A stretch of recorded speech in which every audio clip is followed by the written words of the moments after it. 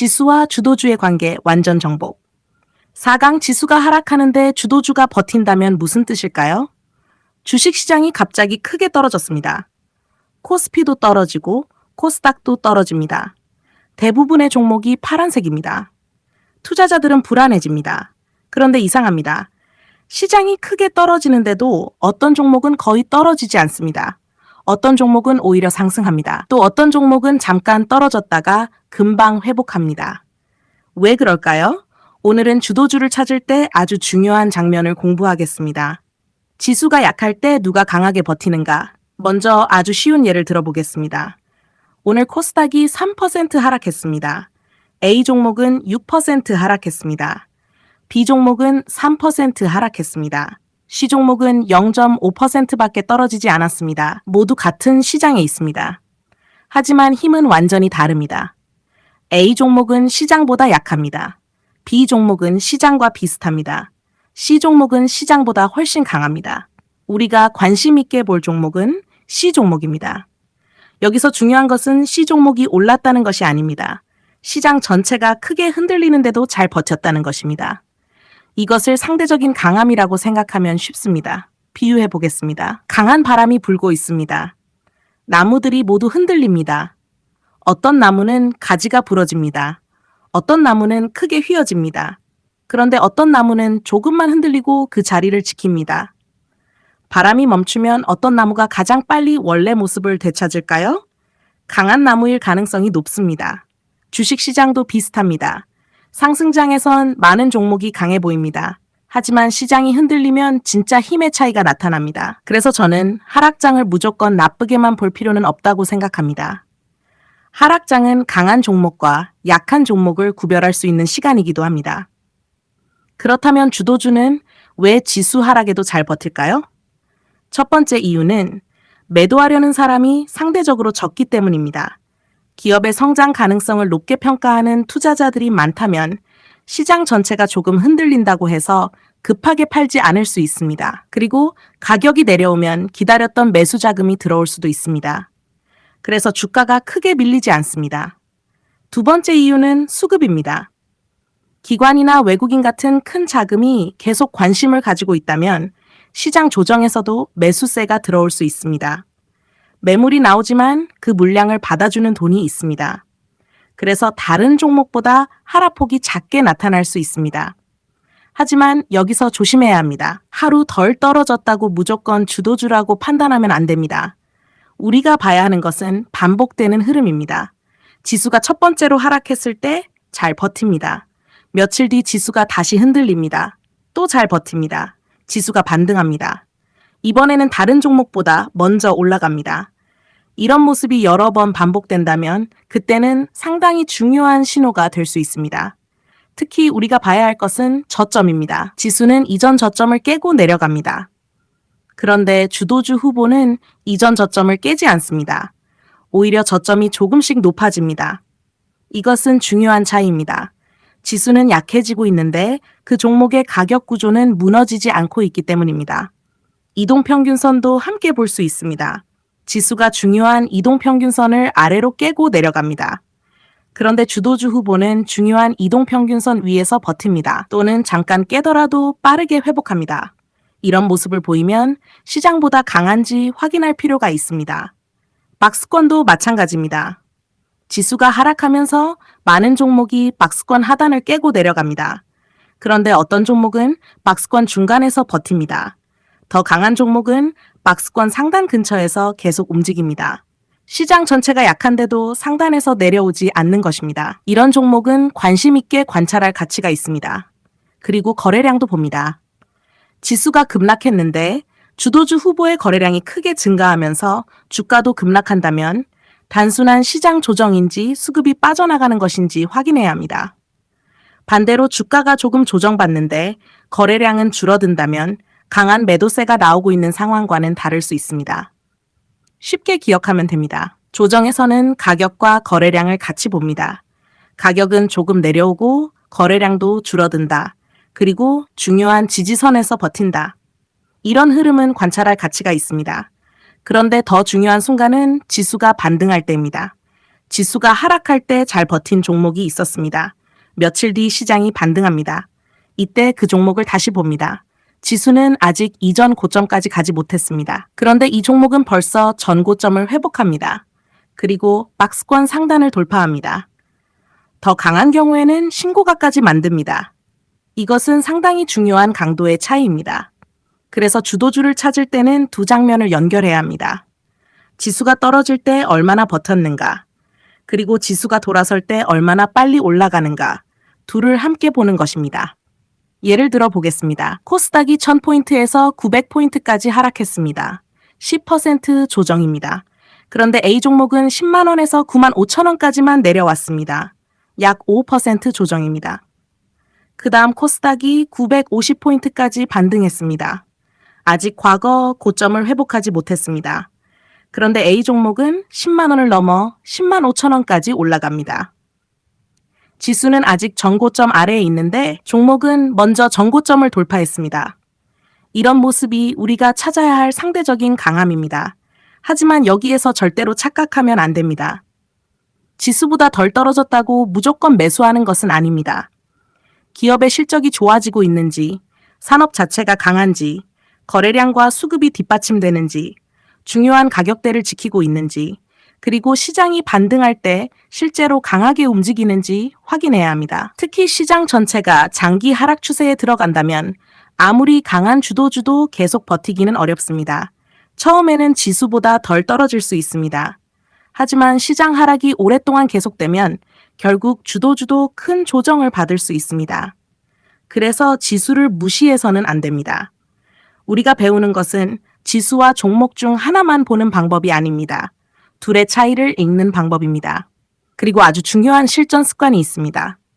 시장이 크게 떨어지는 날 겁이 나서 모든 종목을 외면하지 마십시오. 오히려 이런 날 관심 종목을 살펴봅니다. 누가 덜 빠지는가? 누가 중요한 지지선을 지키는가? 누가 거래량 없이 조용히 버티는가? 누가 박스권을 지키는가? 그리고 시장이 반등했을 때 누가 가장 먼저 움직이는가? 이것을 기록해두면 다음 주도주 후보를 찾는 데 도움이 됩니다. 정리해 보겠습니다. 상승장에서는 많은 종목이 강해 보입니다. 하지만 하락장이 오면 진짜 강도의 차이가 나타납니다. 지수보다 덜 떨어지는 종목, 중요한 지지선을 지키는 종목, 거래량이 크게 증가하지 않으면서 조정을 받는 종목, 저점을 높이는 종목, 그리고 지수가 반등하면 가장 먼저 전고점을 회복하는 종목, 이런 종목을 계속 관찰합니다. 오늘 가장 중요한 문장은 이것입니다. 주도주의 진짜 힘은 상승할 때보다 시장이 흔들릴 때 더 잘 보인다.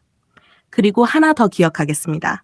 지수가 떨어질 때 잘 버티고 지수가 돌아설 때 먼저 올라가는 종목을 보라. 다음 5강에서는 반대 상황을 공부하겠습니다. 지수는 오르는데 내 종목이 못 오른다면 왜 그럴까요? 주도주의 관계 완전 정복. 5강. 지수는 오르는데 내 종목이 못 오른다면 왜 그럴까요? 오늘 코스피가 올랐습니다. 코스닥도 강합니다. 뉴스에서는 증시가 상승했다고 이야기합니다. 주변에서는 수익이 났다는 이야기가 들립니다. 그런데 이상합니다. 내 종목만 움직이지 않습니다. 지수가 1% 올랐는데 내 종목은 보합입니다. 어떤 날은 오히려 떨어집니다. 이럴 때 투자자는 이렇게 생각하기 쉽습니다. 조금만 기다리면 내 종목도 오르겠지. 다른 종목이 많이 올랐으니까 이제 내 종목 차례겠지. 하지만 반드시 그렇게 되는 것은 아닙니다. 오늘은 매우 중요한 이야기를 해보겠습니다. 지수가 상승한다고 모든 종목이 상승하는 것은 아닙니다. 먼저 지수의 의미를 다시 생각해 보겠습니다. 지수는 시장 전체의 대표적인 움직임을 보여줍니다. 하지만 모든 종목이 똑같은 비중으로 움직이는 것은 아닙니다. 특히 시가총액이 큰 종목들의 움직임이 지수에 큰 영향을 줄 수 있습니다. 그래서 지수는 강한데 실제로는 상승하는 종목보다 하락하는 종목이 많은 날도 있을 수 있습니다. 반대로 지수 움직임은 크지 않은데 특정 업종에서는 강한 상승이 나타날 수도 있습니다. 예를 들어 보겠습니다. 반도체 업종으로 강한 자금이 들어오고 있습니다. 반도체 대표 종목들이 계속 상승합니다.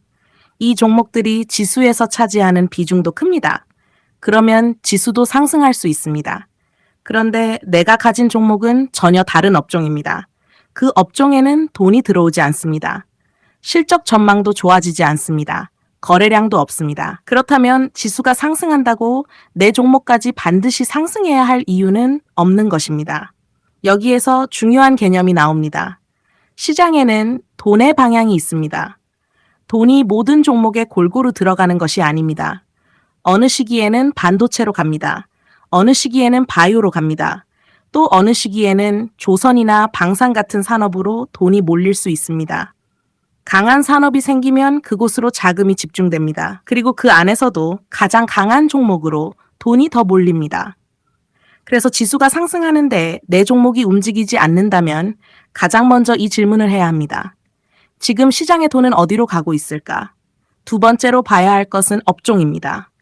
내 종목만 보지 말고 같은 업종의 종목들을 함께 봅니다. 내 종목은 약합니다. 그런데 같은 업종의 다른 종목들도 모두 약합니다. 그렇다면 개별 기업의 문제라기보다 업종 자체가 시장에서 소외되고 있을 수 있습니다. 반대로 같은 업종은 모두 강하게 상승합니다. 대장주는 신고가를 만들고 있습니다. 그런데 내 종목만 움직이지 않습니다. 이 경우에는 다른 질문을 해야 합니다. 왜 같은 업종인데 내 종목만 약할까? 기업의 경쟁력이 다른가? 실적이 다른가? 수급이 다른가? 시장에서 대장주로 인정받는 종목이 따로 있는가 확인해야 합니다. 세 번째는 상대적인 강함입니다. 예를 들어 최근 한 달 동안 지수가 10% 상승했습니다. 강한 업종은 20% 상승했습니다. 그 업종의 대장주는 30% 상승했습니다. 그런데 내 종목은 3% 상승했습니다. 내 종목도 올랐습니다. 계좌에는 플러스가 찍혀 있습니다. 그래서 괜찮다고 생각할 수 있습니다. 하지만 시장과 비교하면 상당히 약합니다. 이것이 중요한 차이입니다. 주식에서는 올랐느냐만 보면 안 됩니다. 얼마나 강하게 올랐는가를 비교해야 합니다. 네 번째는 신고가입니다. 강한 시장에서는 주도주가 전고점을 돌파하고 신고가를 만들기 시작합니다. 그런데 내 종목은 과거 고점 아래에서 계속 머물고 있습니다. 지수가 새로운 고점을 향하고 있는데도 내 종목은 박스권 하단에 있습니다. 이런 상황이 오래 지속된다면 시장보다 약한 이유를 찾아야 합니다. 다섯 번째는 거래량과 수급입니다. 지수는 상승합니다. 주도주에는 거래량이 들어옵니다. 기관이나 외국인의 매수가 이어지는 종목도 있습니다. 그런데 내 종목에는 거래가 거의 없습니다. 상승하려고 하면 계속 매물이 나옵니다. 이런 상황이라면 단순히 기다리는 것만으로 해결되지 않을 수도 있습니다. 시장의 관심이 다른 곳에 있기 때문입니다. 여기에서 투자자들이 자주 하는 실수가 있습니다. 바로 순환매를 무조건 기다리는 것입니다. 반도체가 많이 올랐으니까 다음에는 내 종목이 오르겠지. 바이오가 많이 올랐으니까 이제 소외된 종목 차례겠지. 물론 실제 시장에서는 자금이 다른 업종으로 이동하는 순환매가 나타납니다. 하지만 모든 소외 종목이 반드시 상승하는 것은 아닙니다. 끝까지 소외되는 종목도 있습니다. 시장이 크게 상승해도 별로 움직이지 않는 종목도 있습니다. 그래서 많이 안 올랐다는 이유만으로 좋은 종목이 되는 것은 아닙니다. 가격이 싸 보인다는 이유도 마찬가지입니다. 주도주는 이미 많이 올랐습니다. 내 종목은 아직 오르지 않았습니다. 그래서 이렇게 생각합니다. 주도주는 너무 비싸. 내 종목은 아직 싸. 하지만 시장은 단순히 덜 오른 종목을 찾아 돈을 주는 곳이 아닙니다. 돈이 몰리는 데에는 이유가 있을 수 있습니다. 성장이 있고 실적이 있고 산업의 변화가 있고 강한 수급이 있고 시장의 기대가 있습니다. 그래서 주도주는 비싸 보이면서도 계속 강할 수 있고 약한 종목은 싸 보이면서도 계속 약할 수 있습니다. 그렇다면 지수는 오르는데 내 종목이 약하면 무조건 팔아야 할까요? 그것도 아닙니다. 중요한 것은 원인을 확인하는 것입니다. 기업의 실적은 좋아지고 있는데 일시적으로 쉬고 있는 것인지, 업종 전체가 잠시 조정받는 것인지, 아니면 기업의 성장성이 실제로 약해지고 있는지, 수급이 빠져나가고 있는지, 추세가 무너지고 있는지 구별해야 합니다. 특히 장기 투자에서는 며칠간 지수보다 약하다는 이유만으로 판단해서는 안 됩니다. 비교하는 기간도 중요합니다.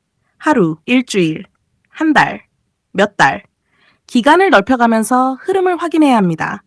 하지만 시장이 몇 달 동안 상승하고 주도 업종은 계속 신고가를 만들고 주도주는 계속 상승하는데 내 종목만 계속 저점을 낮추고 있다면 그때는 냉정하게 질문할 필요가 있습니다. 내가 이 종목을 가지고 있는 이유가 정말 기업의 성장 때문인가? 아니면 단지 내가 샀기 때문에 가지고 있는가? 이 질문은 생각보다 중요합니다. 투자자는 자신이 산 종목에 애착을 갖기 쉽습니다.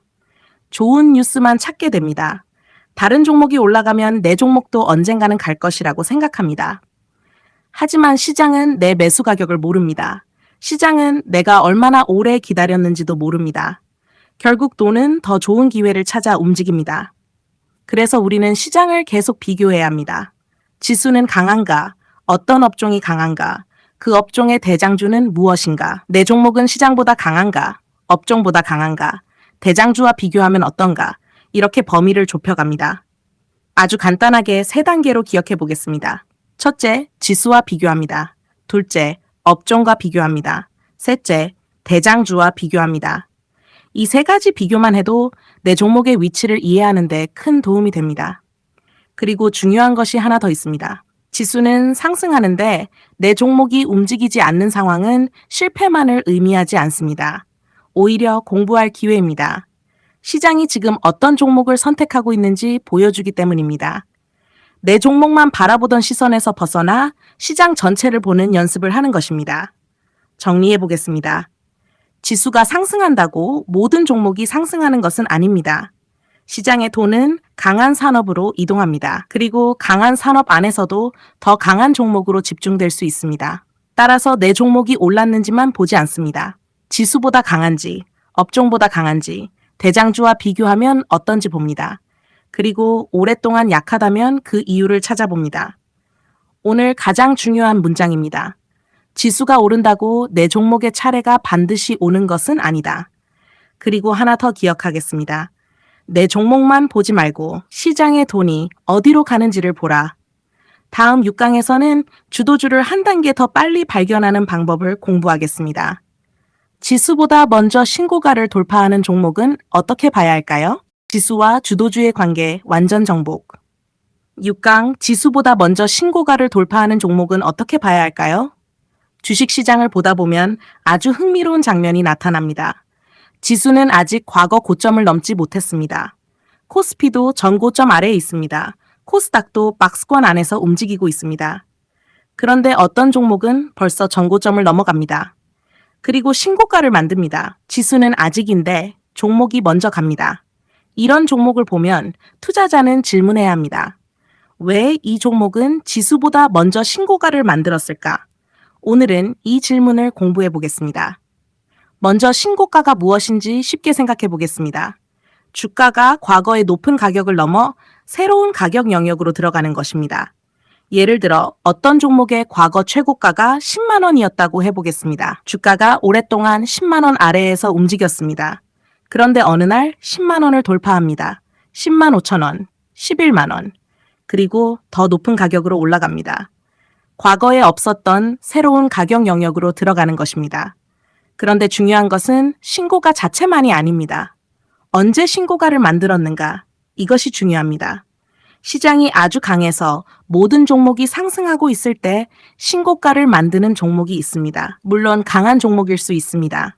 그런데 더 관심 있게 볼 장면이 있습니다. 지수는 아직 전고점 아래에 있습니다. 많은 종목도 과거 고점 아래에 있습니다. 그런데 특정 종목만 먼저 신고가를 돌파합니다. 이것은 시장과 비교했을 때 상당히 강한 움직임입니다. 예를 들어 보겠습니다. 코스닥의 과거 고점이 1000포인트라고 하겠습니다. 시장이 크게 조정을 받아 900포인트까지 떨어졌습니다. 그리고 다시 반등해 950포인트까지 올라왔습니다. 아직 1000포인트를 회복하지 못했습니다. 그런데 A 종목은 다릅니다. 과거 고점이 10만 원이었습니다. 조정장에서 9만 원까지 내려왔습니다. 그런데 시장이 반등하자 빠르게 회복합니다. 9만 5천 원, 10만 원, 그리고 10만 5천 원.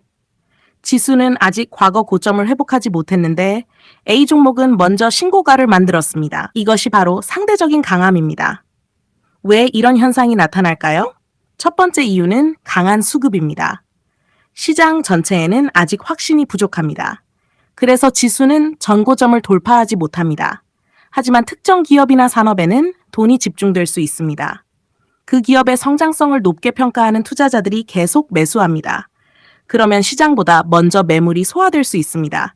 그리고 결국 전고점을 돌파합니다. 두 번째 이유는 기업의 변화입니다. 실적이 크게 좋아지고 있거나 새로운 시장이 열리고 있거나 산업의 성장 속도가 빨라지고 있거나 기업의 경쟁력이 강해지고 있을 수 있습니다. 시장 전체보다 특정 기업의 미래를 더 좋게 보는 자금이 먼저 움직이는 것입니다. 세 번째는 매물의 차이입니다. 전고점 부근에는 매물이 나올 수 있습니다. 과거 높은 가격에 매수했던 사람들이 본전 부근에서 팔기 때문입니다. 그런데 강한 종목은 그 매물을 받아내면서 올라갑니다.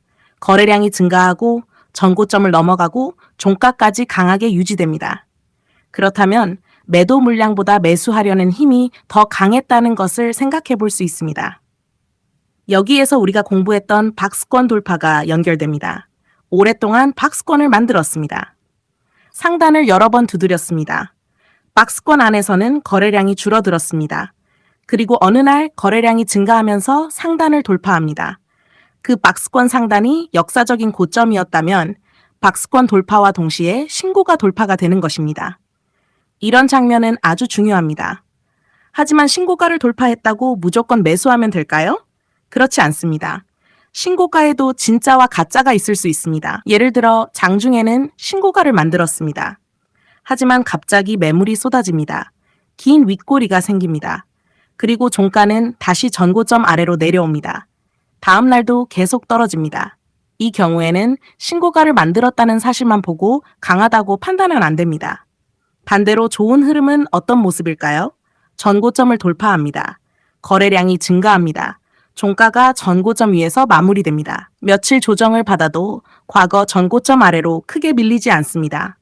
과거의 저항이 새로운 지지가 됩니다. 그리고 다시 신고가를 만듭니다. 이런 흐름이라면 상대적인 강함이 계속되고 있는지 관찰할 가치가 있습니다. 특히 중요한 것은 지수가 조정받을 때입니다. 신고가를 만든 종목이 시장 조정에서 어떻게 움직이는지 봅니다. 지수가 3% 떨어졌는데 이 종목은 0.5%만 떨어집니다. 신고가 부근에서 조용히 버팁니다. 거래량도 크게 증가하지 않습니다. 그리고 지수가 반등하자 다시 신고가를 만듭니다. 이런 모습이 반복된다면 상당히 강한 종목일 가능성을 생각해 볼 수 있습니다. 하지만 여기서 한 가지를 더 봐야 합니다. 업종입니다. 한 종목만 신고가를 만드는지 같은 산업의 여러 종목이 함께 강해지는지 봅니다. 대장주가 먼저 신고가를 만듭니다. 며칠 뒤 같은 업종의 다른 강한 종목들도 전고점을 돌파합니다. 업종 지수도 강해지기 시작합니다. 이런 흐름이라면 시장 자금이 그 산업으로 이동하고 있는지 살펴볼 필요가 있습니다. 그래서 순서를 이렇게 볼 수 있습니다. 강한 기업이 먼저 움직입니다. 강한 업종이 따라 움직입니다. 그리고 시장 전체가 강해질 수도 있습니다. 물론 언제나 이 순서대로 움직이는 것은 아닙니다. 하지만 투자자는 이런 변화를 관찰하면서 시장의 힘이 어디에서 시작되고 있는지 찾는 것입니다. 또 하나 중요한 것이 있습니다. 신고가 종목을 보면 많은 투자자가 이렇게 생각합니다. 너무 많이 올랐다. 너무 비싸다. 떨어지면 사야겠다. 반대로 오랫동안 떨어진 종목을 보면 싸다고 생각합니다. 하지만 주식에서 가격이 많이 올랐다는 사실과 기업이 비싸다는 것은 같은 말이 아닙니다. 주가가 신고가를 만드는 데에는 그만한 이유가 있을 수도 있습니다. 실적이 빠르게 증가하고 산업이 성장하고 기업의 가치가 높아지면서 주가가 새로운 가격을 찾아가는 과정일 수도 있습니다. 그렇다고 신고가 종목을 무조건 좋은 기업이라고 생각해서도 안 됩니다. 결국 확인해야 합니다. 왜 신고가인가? 실적이 있는가? 성장이 있는가? 강한 산업인가? 수급이 들어오는가? 거래량이 뒷받침되는가? 돌파 후에도 가격을 지키는가? 이것을 하나씩 봅니다. 그리고 반드시 지수와 비교합니다. 지수도 신고가, 종목도 신고가, 이것도 강합니다. 하지만 지수는 전고점 아래, 종목은 신고가. 이 경우에는 상대적인 강함이 더 선명하게 나타날 수 있습니다. 그래서 시장이 조정을 받은 뒤 반등하기 시작할 때 우리는 이런 질문을 던져야 합니다. 누가 먼저 전고점을 회복했는가? 누가 먼저 박스권을 돌파했는가? 누가 먼저 신고가를 만들었는가? 그리고 그 움직임에 거래량과 실적과 수급이 따라오고 있는가? 이런 종목들을 계속 관찰합니다. 정리해 보겠습니다. 지수보다 먼저 신고가를 만드는 종목은 시장에서 상대적으로 강한 종목일 수 있습니다. 하지만 신고가라는 이유만으로 매수하는 것은 아닙니다. 거래량을 봅니다. 종가 안착을 봅니다. 돌파 후 지지를 봅니다. 업종의 강함을 봅니다. 기업의 성장과 실적을 봅니다. 그리고 무엇보다 지수와 비교합니다. 오늘 가장 중요한 문장입니다. 지수가 가지 못한 곳을 먼저 가는 종목을 주목하라. 그리고 하나 더 기억하겠습니다. 신고가 자체보다 왜 신고가를 만드는지를 보라. 다음 7강에서는 반대로 위험 신호를 공부하겠습니다. 주도주가 먼저 무너지면 지수도 위험할까요?